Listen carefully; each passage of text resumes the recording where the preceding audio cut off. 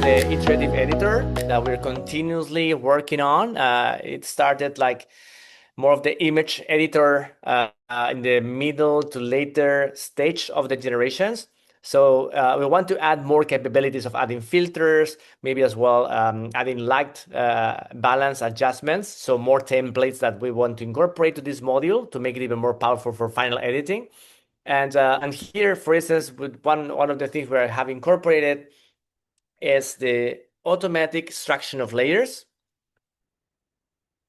So from this image here, you are familiar with the iteration panel, but also you can go for the layers, and then we can go for layers generate. That will ask you want to automate the generation of the layers, and then you can do it. For now, we only work with this feature to have layers. We will be able to add more layers manually, or to cut and to create the layers yourself, like in Photoshop directly. But this is a quite quick fix, so we can get the layers and modify them in terms of scale or to change part of the elements that we have here. Okay, so that's part of the generations that we are doing now. So we're now extracting the layers. Have this kind of beautiful glittering effect.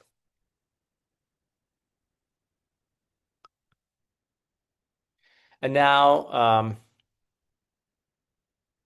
yeah, so now we're gonna have the layers done. It takes about 25, 30 seconds, not more than that typically, unless the image is very complex.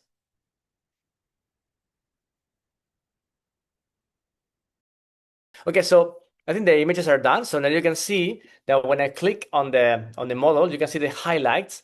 So that means that when I mouse over an element and click,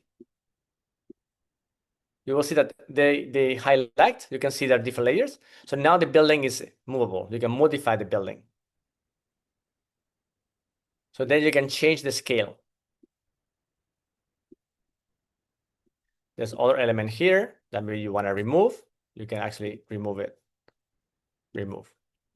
Then this one here, that was the entrance. You can also remove. So now you're getting something like that. The building, the scale is different. And then you can probably modify the generation. And then you're going to put here, add lots of trees. Yep. Yeah, I echo Irina said is love this. Yeah. Yeah. I know. I mean, I have been using the feature myself. I think it's very good. And I think it's the beginning of having layers here is going to help us a lot. The automated layers and also our manual layers as well. And then maybe from one layer, we can extract sub layers too.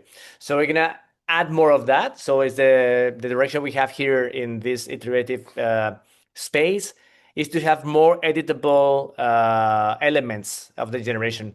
Quick fix for moving elements and also for maybe fixing as well elements of the light and the context very, very quickly.